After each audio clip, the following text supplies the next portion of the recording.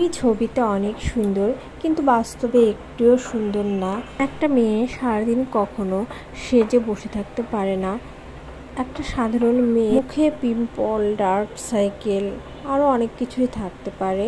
সারাদিন সে সেজে গুজে শোপিসের মতো বসে থাকতে কখনোই পারবে না।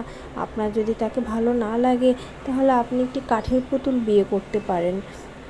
আর তারপর হচ্ছে, একটা মেয়ে যখন ছবি তোলে তখন সে নিজেকে সুন্দরভাবে উপস্থাপন করার জন্য একটু সেজে সুশ্রীভাবে ছবি তোলে, যাতে সে তাকে দেখতে সুন্দর লাগে। কিন্তু বাস্তবে তো একটা মেয়ে সর্বক্ষণ এভাবে সেজে গুজে থাকতে পারে না, এটা সম্ভব না। এটা আপনারা বোঝার চেষ্টা করেন। আর তাছাড়া একটা মেয়ের কখনোই পারফিউমের মতো সর্বক্ষণ ঘ্রাণ বেরোবে না। প্রত্যেকটা মানুষেরই একটা অন্যরকম গায়ের ঘ্রাণ আছে। এই কথাটা আমরা মেয়েরা প্রায় অনেকেই শুনেছি, কিন্তু এই কথাটা শুনিয়ে যে কেউ বিয়ে ভাঙতে পারে, এটা আমার জানা ছিল না। আজকে আমি সবার সাথে এরকমই একটি ঘটনা তুলে ধরবো। এরকম আমার দিদির ছেলেপক্ষ ছবি দেখে, আর সেটা দেখে তারা পছন্দ করে।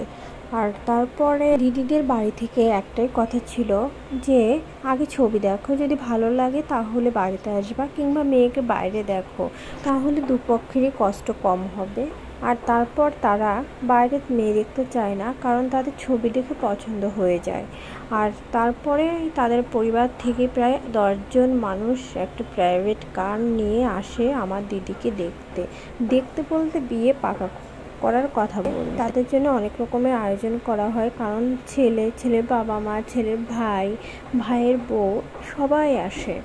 আর তারপরে আসার পর ছেলের তো তখন আমার দিদিকে দেখে পছন্দ হয় না, তাদের বাড়ির কারোরই তেমন আগ্রহ দেখা যায় না। যেন মেয়েটার ছবিতেই অনেক বেশি সুন্দর ছিল, মেয়ের সাথে তো ছবির কোনো মিল নেই, এরকম বলতেছিল আলাদাভাবে। এটা আমাদের আশেপাশে যারা ছিল তারা শুনে একটু বিব্রত বোধ করলো। আর যেহেতু সব কিছুই তাদের জন্য ঠিকঠাক করা হয়েছিল, তারা কিন্তু পাকা কথা করার জন্যই আসতে চাইছিল।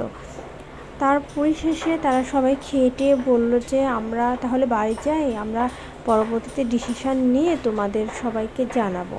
তো তারপর তারা খেয়ে দিয়ে, তাদের কিন্তু আপ্যায়নে কোনো ত্রুটি রাখা হয়নি, কারণ আমার দিদিদের পরিবার ছিল একটু আর্থিকভাবে দুর্বল বলতে মধ্যবিত্ত আর কি, একেবারে দুর্বল না, আবার একদম ভালোও না। সেই জন্যে তারা বাড়িতে যেতে চাইলো, আর তারপর ডিসিশনটা জানাতে চাইলো।